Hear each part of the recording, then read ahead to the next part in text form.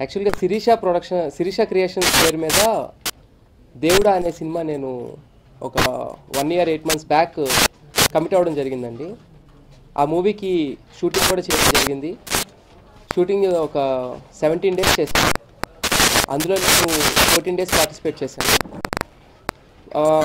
ఆ తర్వాత కొంచెం ప్రొసీజర్ వచ్చిన ఆర్థిక ఇబ్బంది వల్ల ఆ సినిమా నేను చేయలేకపోతున్నానండి అని చెప్పారు ఆయన.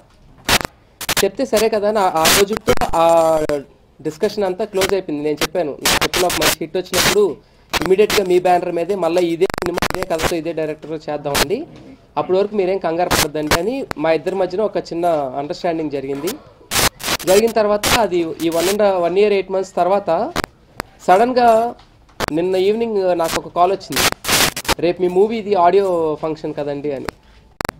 నాకు తెలియకుండా నా సినిమా ఆడియో ఫంక్షన్ ఏంటని అనుకున్నా నేను.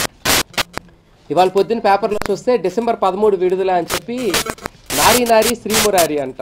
అంటే అందులో అంటే లైక్ నా పేరు నా ఇది కొంచెం హైలైట్ చేసుకుంటా అది చేయడం జరిగింది.